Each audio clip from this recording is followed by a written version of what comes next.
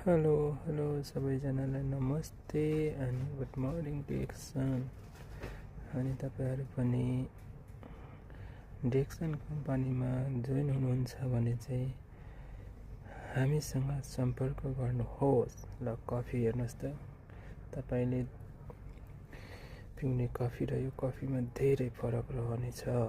त्यसले गर्दाखेरि तपाईँको स्वास्थ्य राख्न चाहनुहुन्छ भने हाम्रो डेक्सन कफी ब्ल्याक कफीलाई सम्झिनुहोस्। ल हेर्नुहोस् है त।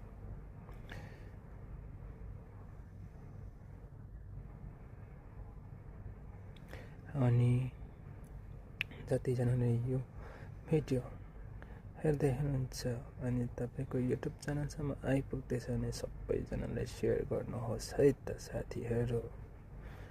अनि यस्तै भिडियोको लागि हामी फेरि पनि अर्कोचोटि भेट्ने नै छौँ। अहिलेलाई पनि तपाईँहरूमाबाट बिदा हुन चाहन्छु। हस् त, by by, have a nice day.